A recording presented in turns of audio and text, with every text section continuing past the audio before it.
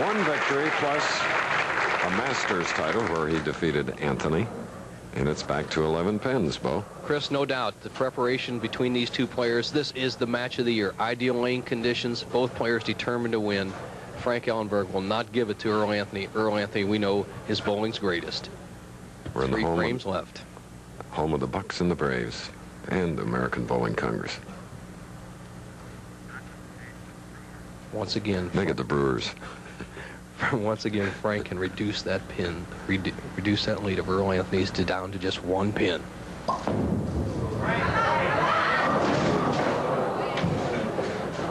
Well, there's a 2-4-5 for Ellenburg. Very disappointed, that shot. Just slid by, but with a conversion, he's still in the match. Changing to that harder ball, he'll try to get right between the 2 and 5, knock the 4 pin straight back.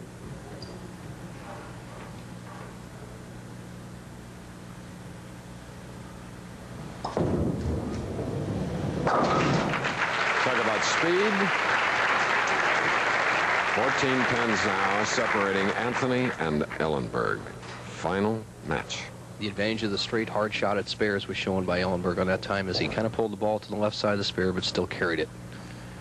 Anthony, 5-backer working, 8th frame, going to take a 24-pin lead with another strike.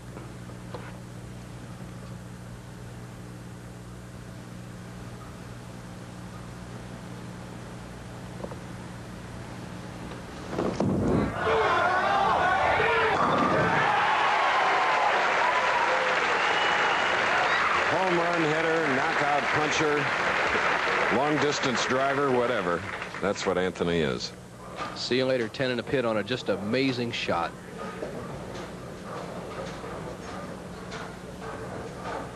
More than usual reaction. He really wants this title. It's never come into the Anthony home, the Miller High Life, with all the titles he's won. This one has eluded him. 2nd place in '81 and back in 1975. He can put a step inside the door with another strike and a 34-pin lead, 9th frame.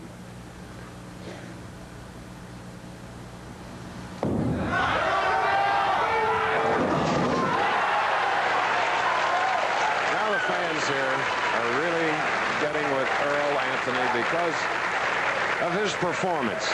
It's just tremendous. A little revenge in this shot, Chris. Remember how unlucky maybe we say he was last week against Steve Cook as Cook crossed over 4 times. Now he's taking it out on Ellenburg. Frank still a possible 246, needs a strike.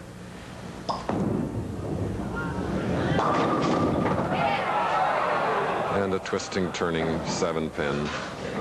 Earl Anthony going against Frank Ellenburg. Anthony defeating Jeff Mattingly in the previous game, 268 to 232, 9 strikes for Anthony in that match.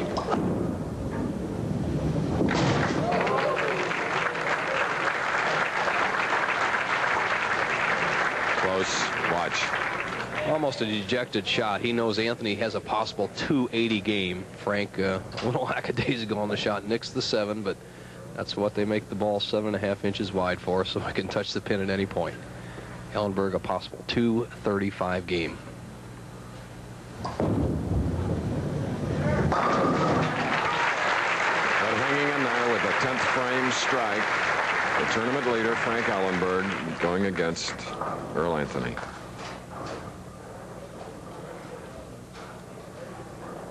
Earl has 8 strikes in this final game, had 9 in the previous. Frank just checking the scoreboard, hoping it was a 15-frame game instead of a 10-frame game, Chris. 235, regardless of what you say, he didn't lose this match. He was beaten.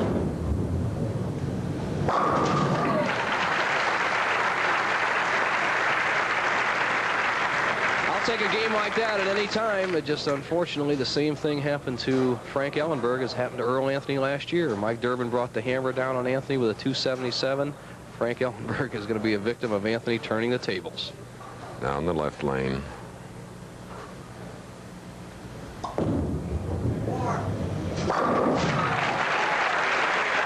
Stringing 3 at the end for a big 235. However, he is going against Earl Anthony. 17 of 20 frames strikes this afternoon live. The 3 missed, 2 7-pins and a 6-pin.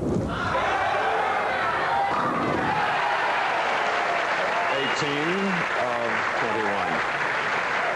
And a big handshake from 28-year-old Frank Ellenburg.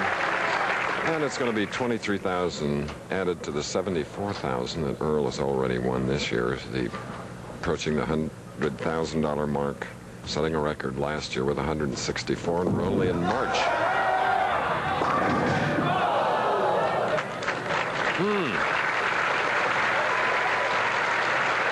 Bowling fans acknowledging the performance of the best, a great champion. 268, 269.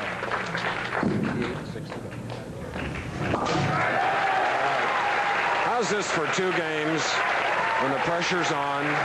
268 and now a 269. And a hug from Susie. All right, we'll be back in Milwaukee after this message.